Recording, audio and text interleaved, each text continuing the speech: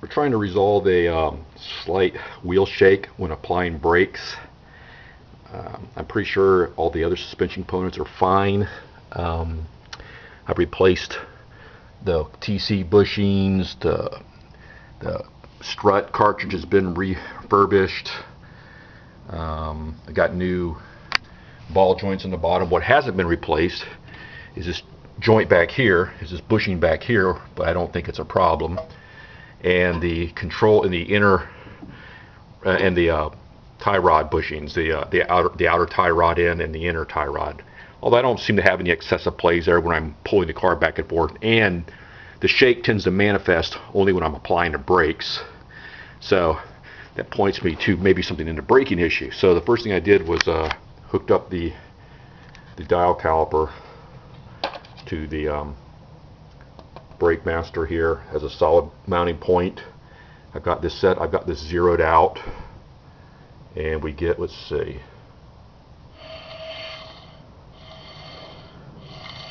about 5 thousandths. I believe the factory spec is 4 thousandths.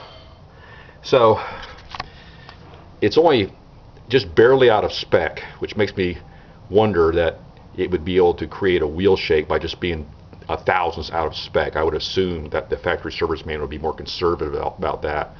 And I think the way it's supposed to work is any movement in the disc when you're applying brake should be partially absorbed by the free-floating disc within this caliper.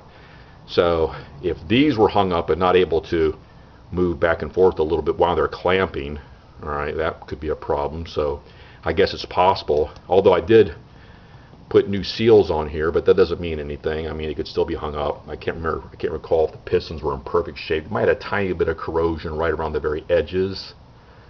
I just don't recall. But I mean, the brake's fine. It doesn't pull, nothing like that. It's just that when you apply the brakes, the wheel can shake a little bit, the steering wheel.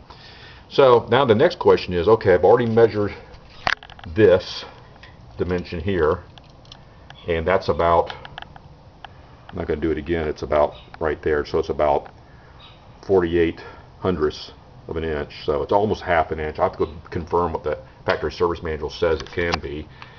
Do I get the disc, take it to a machine shop and have them turn it, or do I risk buying something over the internet or AutoZone and God knows what I'll get in the way of disc, and if I put them in and they're still out, then what? Now I know the other issue can be how it literally mounts to the hub, i.e. the hub could be defective, and therefore if it's bent a little bit, then nothing you're going to do with the disc is going to make it right. And I suppose the correct way to resolve that would be, well, I could put a new disc on it and find out if it's still on around, or when I pull the rotor off, I will expose the hub. You can see it bolts in right through here.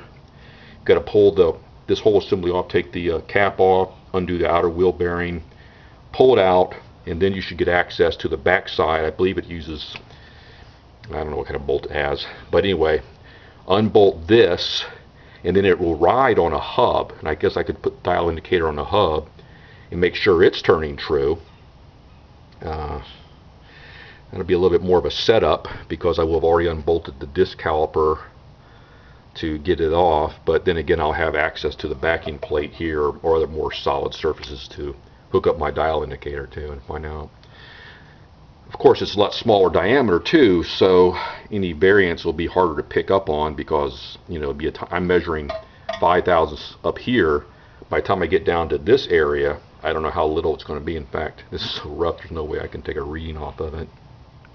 Be interesting to see if I could get a reading on this smooth part. Anyway, tell me what you think about the idea of taking it to an OE disc, which I assume this is, and having a shop return it versus buying a made in China, God knows what kind of quality control it may have disc. Comments are welcome. Thank you.